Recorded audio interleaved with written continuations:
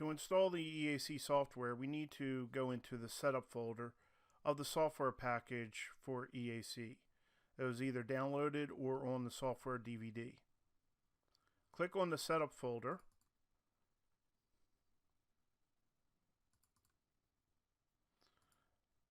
And then you're looking for the setup the application. So we're going to click on setup. Click yes. Now, once we get to the setup screen, we're going to click next. And then it's going to ask for the software CD key. This is located on the back cover of the CD case, the DVD case, or in an email presented to you when you purchase the software. Once you enter the CD key, click next.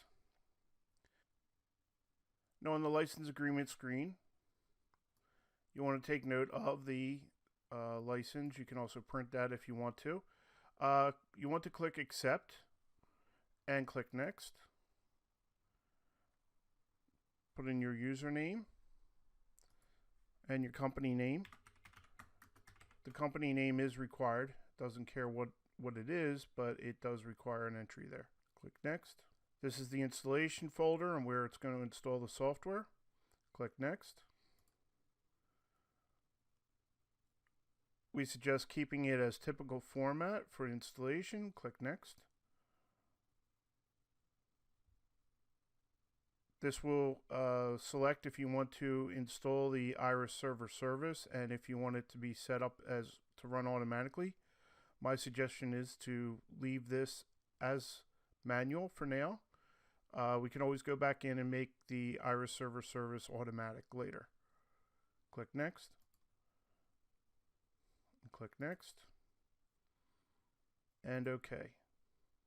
We need to select the database type. In this case, we're going to use Microsoft Access as our database, which will not require any other software installed. Click next. Click next. And install. It'll go through the installation process. This will take a couple minutes.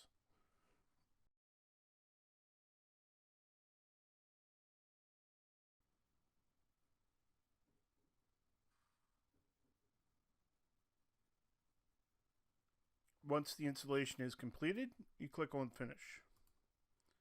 And now the EAC software is installed, and you'll notice on the desktop you'll have a folder called Iris Access EAC.